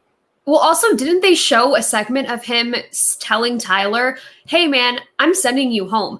I don't think that's very fluid because he's basically saying, "I'm like, there's no way you're going to convince me." That's the opposite of fluid. Opposite of fluid. Cody's game is very fluid. He sets up like 5 different alliances, and then the one that wins competitions is the one that he chooses. And he sets up 5 different sub-alliances within the alliances. Whichever one works out, he goes with that one. That's fluid gameplay. Memphis says these 6 people. Yes. And then in week 7, I'm going to make 2 final 3s with these 3 other people, and then my final 2 is this person, and then we're gonna do it this way. And he just followed that playbook the whole way through. Yeah, like if you're gonna be fluid, you don't say you let the cards fall where they may. You force the hand. You know what I mean? Like you make sure that those cards are coming to you. So yeah, nah. Yeah. Okay. Then Memphis got to see his goodbye messages. Christmas, said to him, she loved playing with you. You're unique, an incredible person. But Amon, she didn't go too over the top. I was underwhelmed. I thought there was much, much more to come, but I guess not. Maybe not. She said she was always most loyal to Memphis. Like, hold on, Christmas. This is not Big Brother 19. You don't get to make stuff up about your experience just because you're on another season. It's you chose to be loyal to Memphis like 3 weeks ago, max. Before then, you were most loyal to Tyler by a large margin. In fact, when you were invited into the committee, you were like, "Ew, gross." Like I don't want to do that. Yeah. Okay. Ultimately, we're going to hear from Cody. We touched on this earlier about how that he loved their final 2, but you made 2 wise guys. Cody needs to give himself his best chance to win, which I thought, Taryn, that was very Memphis speak to Memphis. Exactly. It was exactly what Memphis did. And it was very like game respect game kind of thing. Like, you thought you were playing one on me, but I was actually a step ahead, without making it seem too like, I got you. And so the thing is, my best route to the end, you're just too good. You're just too good. And I needed you out of the way. And you could literally see Memphis like, Yeah. I mean, Memphis and Cody from day one have had that mutual respect because it was like, is it the Renegades or is it the Hitmen? That kind of thing. Like, oh, well, why don't we just come together type of situation. And I feel like that's the first thing that I thought of when I was watching Memphis react to Cody's goodbye message, because I was like, he's probably remembering all of this and he's going to take that for sure back to the jury house with him. I feel like he's kind of a lock on Cody if Cody were to get there. Okay. Julie teased, or the announcer teased at the opening of the show, that Kaysar would be back with a special message. And Julie brings the house guests back to the living room. And this was a little bit of a surprise for the house guests. Come on, Julie. Expect the unexpected. Can I just say that Julie has been so like personable this season? She's so, I feel like she's a little bit more comfortable and she just says what she wants. So she ad-libs. Oh my God. She is, COVID has changed her. That's all I can say. Quarantine has changed her. Yeah. I feel like she's not able to like feel her daily oats on the talk anymore. So she's giving it all to us on Big Brother, which, you know what? Fine. Okay, everybody, expect the unexpected. Yeah, it's like she's trying to like do that thing where like somebody is like whining, and then she's trying to like whine back like in a mocking way, but the content of what she's saying has like nothing to like it doesn't fit what she's doing. It's like he's like, no, come on, Julie. She's not like, come on, Cody. Like that's what you would normally how you do it. Yeah. Instead, it's like she was planning on saying expect the unexpected, but instead she got like her wires crossed, and she's like, expect the unexpected. It was a great deep dive. Yeah. Yeah. Amazing analysis, Taryn. She's awkward. Yeah. Awkward All right. So we go to the backyard, and hey, it's a flashback to something we did talk about coming into this season. Lavina, Night Moves is back. We're working on the night moves. I'm so excited. First of all, I wasn't expecting that. I was already excited because it was Kaysar, and I was looking at the clock and I was like, there's like 3 or 4 minutes left in this show. What are they going to do with Kaysar? Like, I'm annoyed. I wanted more. But then I saw he was introducing this HOH competition, and I was like, I was absolutely not expecting this, because coming into the season, I was like, okay, it's an all-star season. I feel like we might get some throwback competitions. Not really. And by throwback, I mean like BB6 throwback, that kind of era. But we didn't. And we didn't see, you know, a lot of the favorites. But now we are. And I'm super excited. Okay. Taryn, we got the flashback to the BB6 of it all. But how is this competition going to work with 3 people? There'll just be 3 people. So how it works is that you move in the amount of spaces that a knight does. So like 2 across one or 3 across whatever it is. And then you land on a space. You turn over the tile. Now nobody can land on that tile, and you keep going until you run out of spaces to land on. Got it. So basically, 3 people will start, and then they'll just I'm not sure like how to do it symmetrically. One person might be at a disadvantage if they start like in the middle of 2 other people. So we'll have to like see where they do that. Maybe there's like mathematically like a solid place to start each person. But that's basically how it works. In Big Brother 6, what they did was that they had 4 I believe competitors against the 2 from the friendship, and so they were able to just immediately block out the other 2 from the friendship and eliminate them, and then give James the win. This was actually also played in Big Brother 16. It was a battle of the block where Cody actually became the head of household because Amber and Jocasta beat Victoria and Brittany. So Cody has witnessed Victoria. So he does know how to play this. Yes, he has seen it before. Cody also, you know, is pretty good at these kinds of games. He actually beat Ian in backgammon once at least, which is pretty hard to do. And I would expect him to do very well in this competition. Now, the thing is about this is that obviously Cody and Enzo can team up against Christmas, and they probably will at the start. But because Christmas will want Cody to lose more than Enzo to lose, she will perhaps be able to lock Cody into a spot and essentially, like, as she loses, take out Cody with her, which could give Enzo the win as long as Enzo's competent enough to take what she gives him, and she's competent enough to actually manage to do that's that. a lot of ifs. I'm not subscribing to that theory. And also, Enzo did not seem like he had any idea what this was going to be about. You play the night moves. Yeah, I'm kind of okay. Hold on. Night moves. What are we doing, yo? Yeah. I also like that, like they were like, oh, that's why it's King Kaysar, because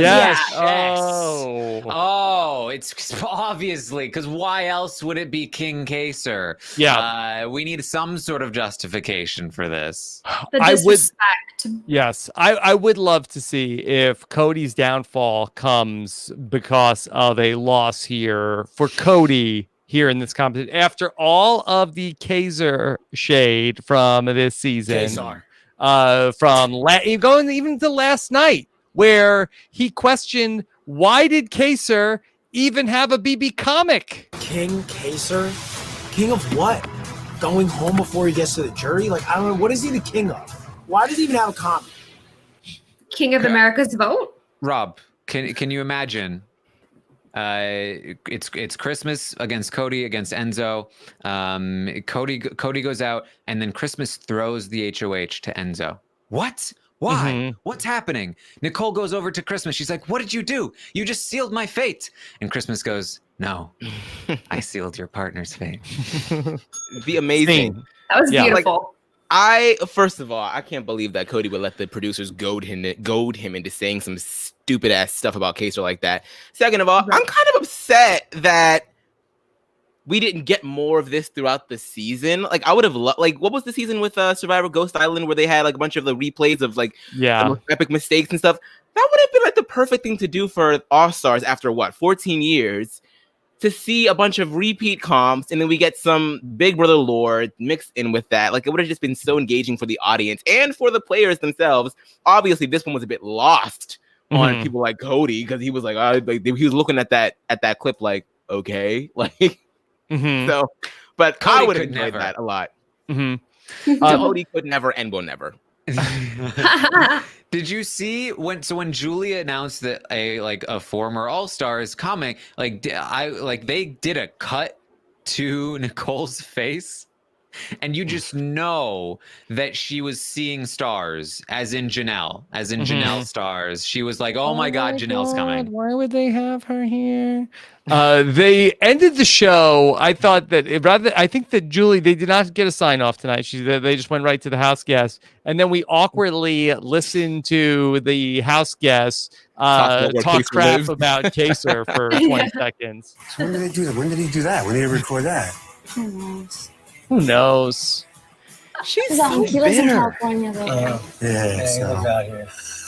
He looks exactly the same. Get the hell out! I love that cat. I love that. Oh He boy, lives here, so it's probably like that's only why they wouldn't have. It was the only person they could get. That's all it is to it. All right. He was nothing but nice to all these people. I don't understand. Except for that in speech at the end. They called Cody. It said he was in a love triangle. That was Welcome it. to Big Brother. Yeah. GIF. Okay. Let's take some questions. Yeah, Amon, what are you gonna say? I was just gonna say, it's like, I mean, they're upset because like people like Janelle and Kaysar are universally liked, but then you claim to care that you don't want to give a shit. Oh, excuse me, you don't want to give a damn about what the audience thinks. So it's like you can't have it both ways, girl. Like either own it or not. Okay. Let's take question number 1. Wall yellers suck. That's for you, Taryn. Do you think that Julie Moonves is smitten with Memphis because she didn't tell him how many votes he lost by? Possible. It's possible that she might be rusty on her Big Brother 10 trivia. Well, the problem was that she was like, I don't need to tell Memphis about the committee. I don't need to tell Memphis about the committee. And then she forgot to tell him about losing unanimously. Yeah, she could have said, and you lost to Dan Giesling. In a 7-0 vote. Yeah. In season 10. Yeah. Okay. All right. Seth says, what was with that hallway interaction during the voting between Enzo and Cody? I think Cody was mad for not totally blindsiding him. Did anybody catch that? I think. Yeah, I believe, and this is a guess, but I believe what was happening there is that they were sort of reenacting Nicole asking Enzo who to vote for last week. They were just joking about that last night. And so when Enzo was like, how do I vote? Cody was like, come on, stop it. I believe that was what was happening. Yeah. Oh, come on. Okay. That was right. quick. Nick says, with Cody and Enzo likely teaming up against Christmas in this comp, does she have any chance of winning it? Should we just pencil Cody and Enzo into the final 3 now? Not necessarily, because it's going to really come down to the veto. Yeah, this is actually probably worse for Cody that they can guarantee that Christmas loses, because Christmas winning would have guaranteed Cody a spot in the final 3, because neither Nicole or Enzo vote Cody out, and Christmas can't vote if she's HOH. But if she's not HOH, she now can vote, and that means that if she wins the veto, she has the ability to vote somebody out. So if Cody's not HOH and she wins the veto, he's going to go home. So it's actually not. It's not necessarily advantageous for Cody. And does Cody know this, Taryn?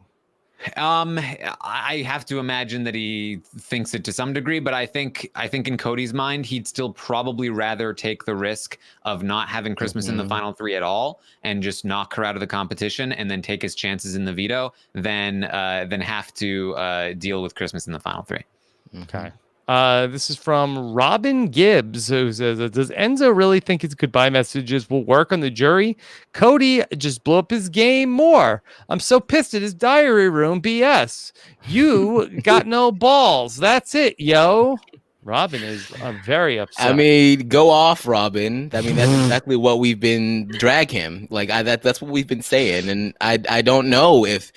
And I mean, I think that Enzo does believe that kind of stuff works, because we don't see any other kind of behavior from him. So I think that he knows that he needs another move, but I honestly feel like he's not even thinking about it. I feel like he's just like he's not thinking of it to use his goodbye messages in a strategic way. I think he's just giving a goodbye message in his brain. Enzo is the epitome of a social player in the modern game, which is, and he recognizes this fact, which is, I'm just going to have better relationships with the jury.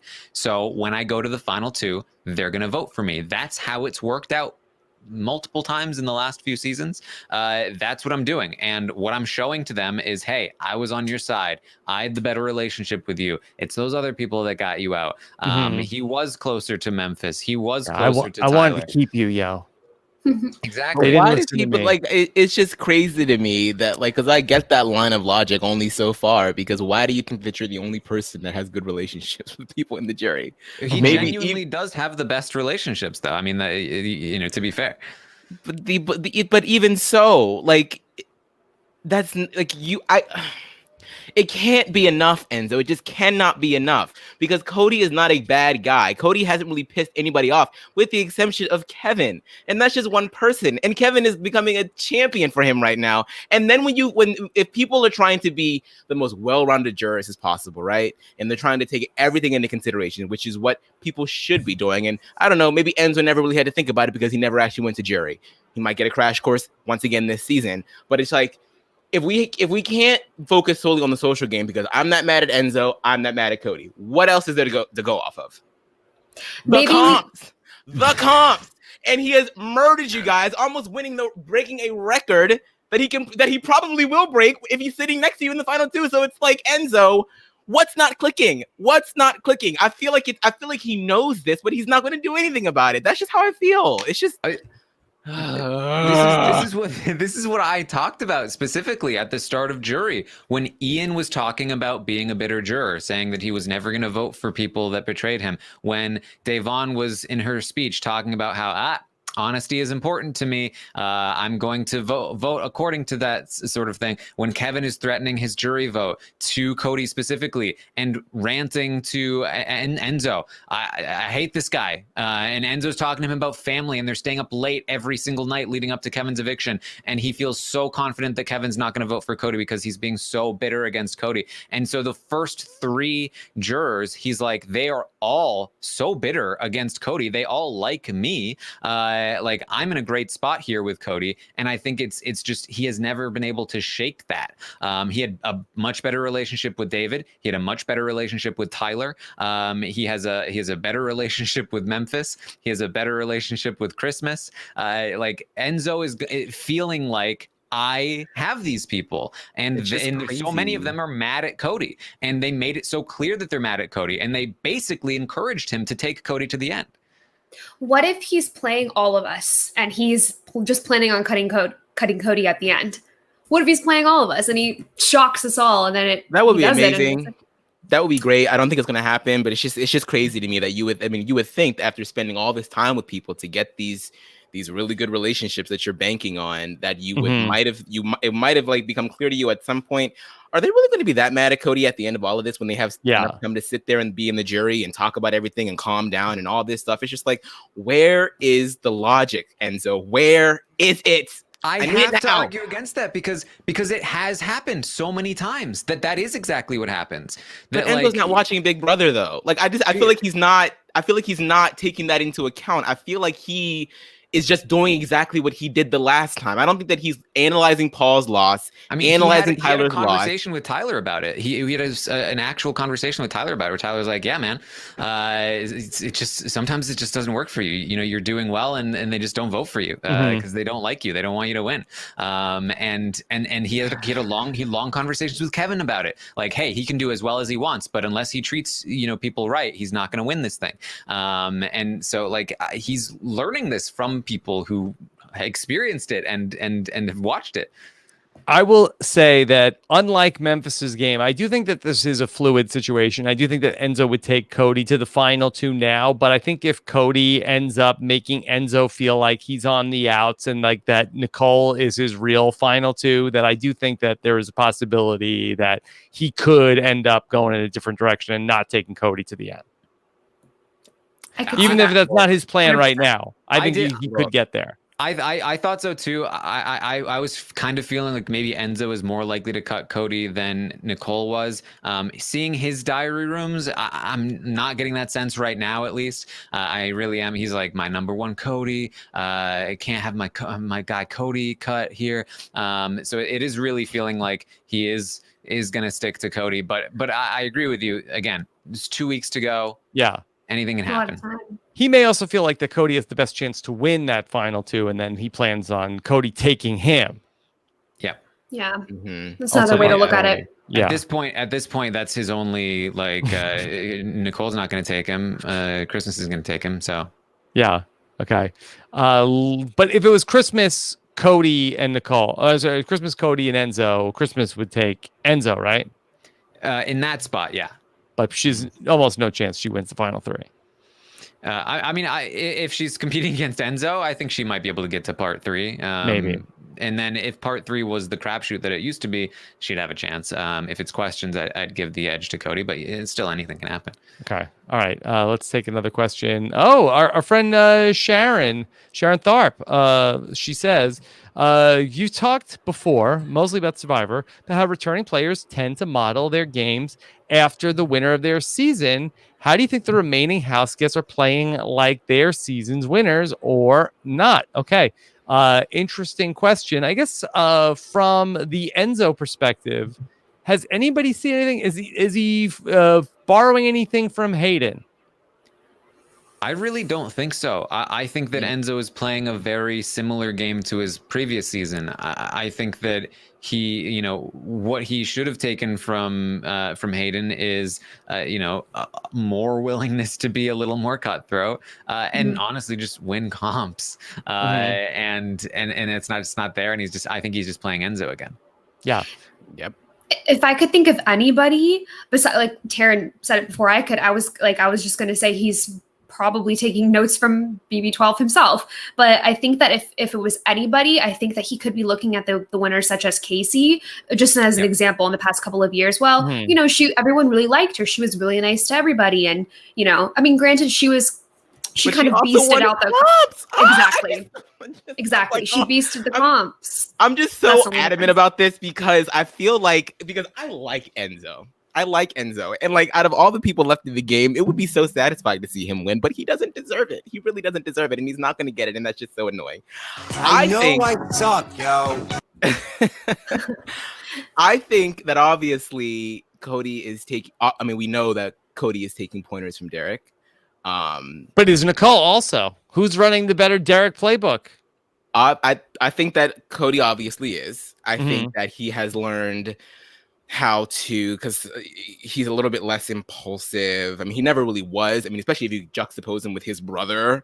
But I think that he's been a lot more calculated this season. And he's been able to sort of, you know, tell people like, no, you know what? This is probably the best move for all of us going forward. And he's just been a much more, you know, reasonable guy this time around. And I feel like that's been a very big, a big portion as to why he's here in the end.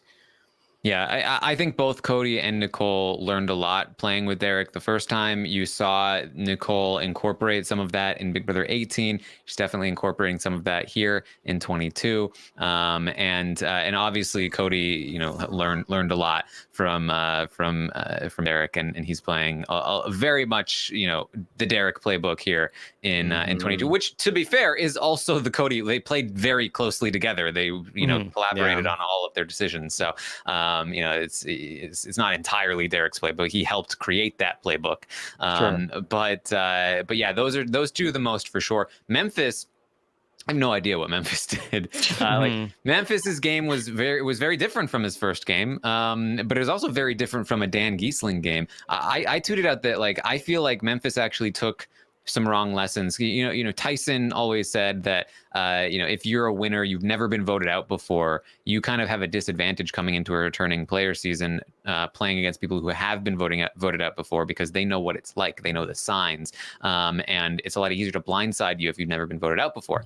And I think that in a weird way, Memphis played with Dan, and Dan never cut Memphis, never betrayed Memphis. Like, of all people, Memphis learned to trust too much with Dan. Like, he played the game with Dan as his ally, and he was like, yeah, you can have allies and they don't burn you, just like Dan. Dan's an ally that doesn't burn you. And so he thought that he was, like, locked in with Enzo and with Cody, and they wouldn't burn him, just like Dan Giesling. But it was just so funny because, you know, obviously Ian had the complete opposite experience with Dan. And he came into the season like, what? Yeah, and I mean, Dan put Memphis on the block too, so that's the first thing I thought of. Exactly, he stayed safe, you know. Yeah, exactly. But if I were to think of Christmas, honestly, I can't think of anybody for her. But this is more so a joke. I feel like she thinks that she's playing like a Paul, but it's not necessarily working out. But I don't know. I really can't think of anyone for Christmas. She came in knowing that people did not really like her. She knew that. Yeah. She came in here wanting to sort of brand her image from being like this really, really mean person from BB19, being a part of this mob, being a part of like this big bullying crowd. And I think that whole thing with Bailey and Davon, she really, really convinced herself that I am doing this strictly because of game. And then when she didn't get the proper response from Bailey and Davon that she thought that she was deserved, that's when Christmas came right back out again. So is she playing Paul's game? I don't think so. I think that she's just being Christmas once again, and she tried not to, and it didn't work. So here we are again. Let's take another question. This is a video clip. This is from Night Move Season 6. I forgot how gaudy the old Vito necklace was. I guess so. Is there a big difference between the old Vito necklace and the new Vito necklace? It is giving you like Olympic medal type thing. What, is the new one smaller? It's like just a string now, isn't it? Just a black string. Oh, the ribbon is smaller? There's no ribbon. I think it's just a string. Mm-hmm. Okay. That is giving me very, Joanne fabric. That was my first thought. And there's nothing wrong with that. This is from Nolan. If Christmas wins HOH and Nicole ends up being the deciding vote, who would she be most likely to end up voting out, Cody or Enzo? Also, if Cody is the deciding vote, who would he vote out between Enzo and Nicole? All right. Long question. If Christmas is HOH, Nicole ends up being the deciding vote, who would she send out? She'd send out Enzo. Definitely Enzo. No question there. Second question is the more interesting one, where it's either because again we've talked about this before. Like, who does Cody pick between the two of them? If Cody is the deciding vote, who would he vote out, Enzo or Nicole? I think it's a slightly different formula in the final four than it is in the final three. And the reason for that is that he may decide, if I can trust Nicole 100%, I might prefer having Nicole in the final three with me to compete against Christmas over Enzo, because if Enzo is competing against Christmas, he might lose, and then I'm facing Christmas in part three. Whereas if Nicole is there and she beats Christmas and it's me versus Nicole in the part three, then I'm solid. So that may factor in at the final four, where it obviously doesn't in the final three. Okay. All right. A couple more questions. Emily says, should they have had more old school comps like night moves this season to throw off the new school players? Think they should have had more nostalgia comps? Yeah, I think we all agree. We all agree with that.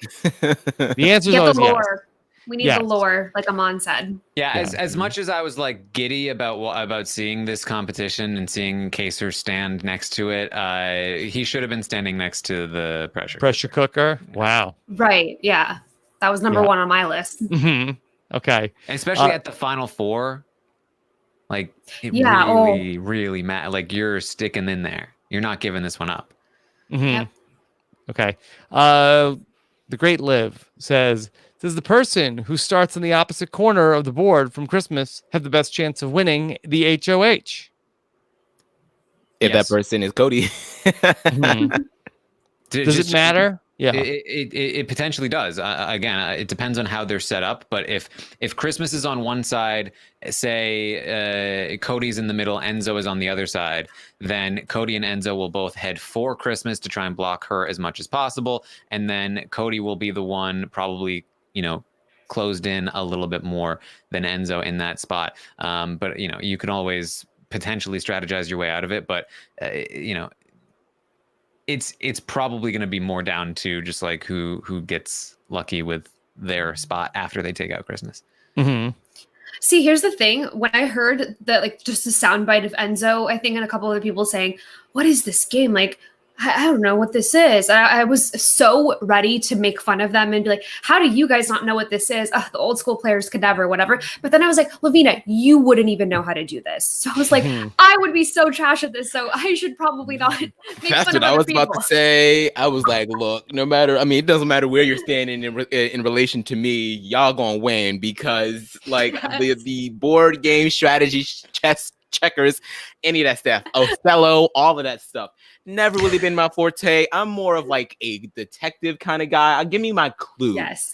Give me my games of chance, like Trouble or Sorry or something like that. Guess who? Guess who? Yeah. Or guess who? Yes. Deductive stuff. I will mop the floor with you. But when it comes to checkers, playing chess and not checkers. Yeah. Ooh. I'm not playing either. I'm expecting a lot of like Cody going like, Enzo. There. Mm-hmm. Right. Yeah. Yo, what'd you say, yo? I didn't see it. Say it again, yo. Say it in my good ear. Okay. All right. This is from Caleb, who says, we received no inspirational parting words from Julie tonight. Can you just give us some yourselves? Okay. Well, I don't have a Bible verse at the ready. I do want to say that I'm feeling a little down. I feel like it's almost like Julie doesn't care about us anymore. Like, maybe she's not proud of us. I don't know. Shout out to Hamster Watch. She tweeted like, she didn't give us any parting words. Now I don't know how to live my life for the rest of the week. I think she was a little bit too shook by, the house flipping last minute. So she was like, I can't come up with these inspirational quotes. Hey, so guys, expect the unexpected. No words tonight. So the week also that Dr. Will was the neighbor, I don't think that we got the inspirational words. So I feel like that if they feel like that they drop a bomb on the house, then they feel like let's just listen in on the house guests because you get their reaction to stuff. But I will give you since we had King Kaysar, I will give you a Julie Chen Moonves quote that says, let's see, how about, by justice, a king builds up the land, but he who exacts gifts tears it down. Good night, everybody. There you go. Wow. I mean, I think my life has been changed. Yeah, I that's just right. feel like I'm looking at things in a whole new light. I just feel like, yeah. Felt very relaxing. Yeah. Okay. Amon, anything else about tonight's Big Brother 22? No, I'm quite content. I feel like any episode with Devon in it is good for me. I'm glad that her and Tyler got a chance to talk. Vote for Devon for AFP, and that's it for me. Yeah. Okay, yeah. Could be a temporary truce between Tyler and Devon as the battle for AFP gets closer. I know. I feel like Devon had a good episode. I feel like she saw her daughter. She questioned Tyler. She kind of like she feels like the leader of the jury house. She always is, I feel like, isn't she? Why like can't we just make her the leiter of the BB house? The regular Why does she have to shine in the jury? Devon, please just. Well, it's like she's nobody to like. She's not going to be paranoid in the jury house. Like she's not going to be he's saying that Danny's running the game, but he's lying to me. Oh man, nobody to fact check. Yeah. How about you, Lavina? Anything else you want to add tonight? Well, we're first off co-signed for the Devon for AFP. And then also I'm happy that we're in the home stretch. I'm still happy that we got a season. You know, at the end of the day, we got a season. And I know that it's not what everyone wanted or expected out of like these particular players. We were so excited in the beginning, but I'm just happy that we got a season. You know, the world's absolutely insane. So we got to watch our favorite show and do these podcasts together. I'm happy to be here. Yeah. That. Snaps to that. The real lesson was the friends we made along the way. Yeah. I got 4 weeks of Kaysar this season. Nobody can exactly. And another night tonight. Exactly. 4 weeks in one day. Yeah. And 2 whole minutes. It was worth it. Yeah. No, it was very a whole happy. day, And Lavina.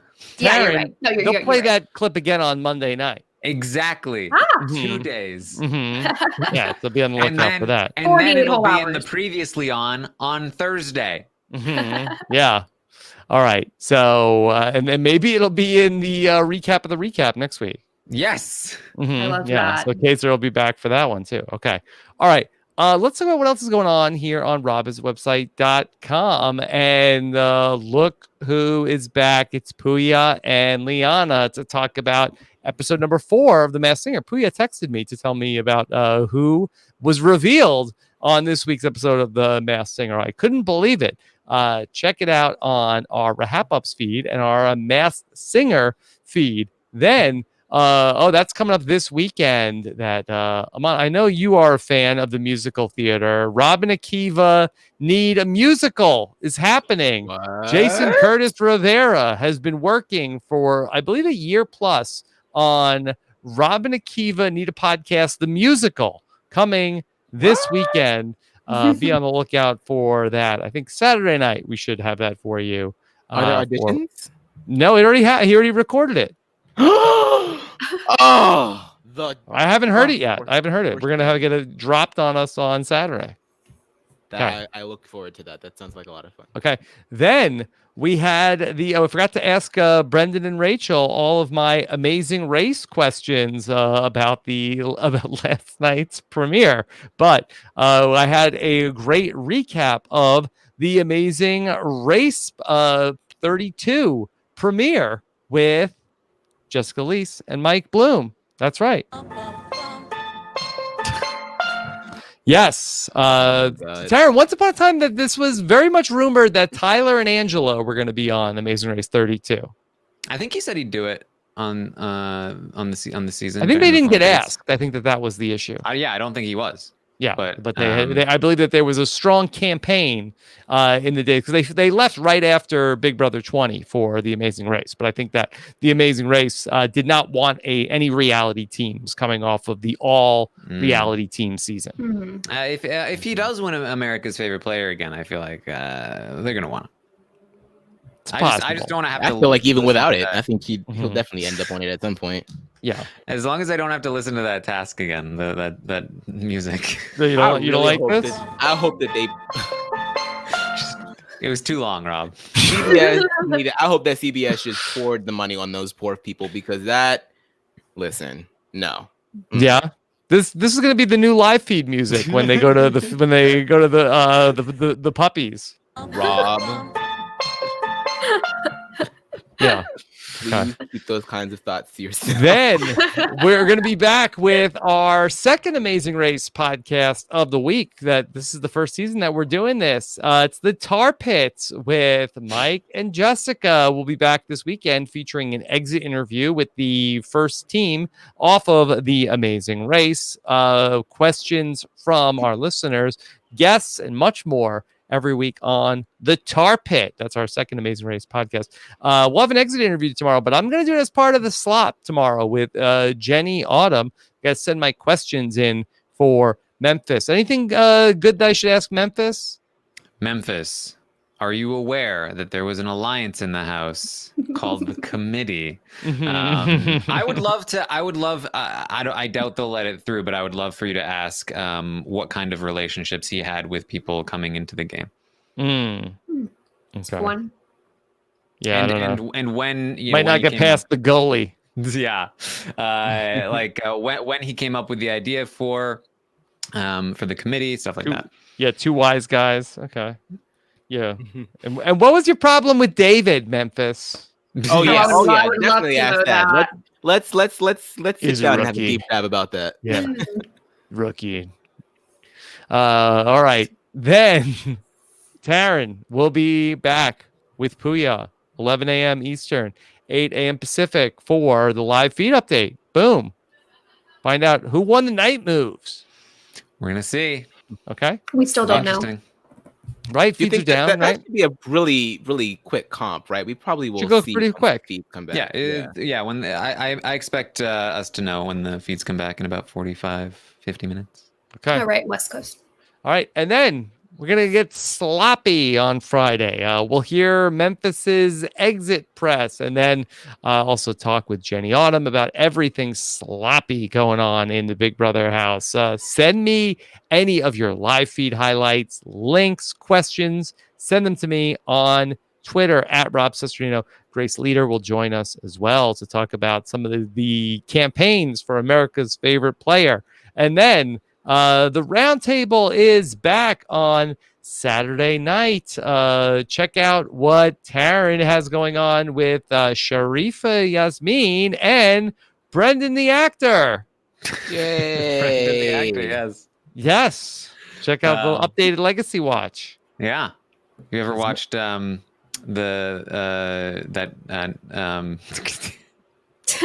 What was it? The OA. The OA. The OA. I kept wanting to say OC. That was a different show, right? Oh no. Yeah. No. Yes.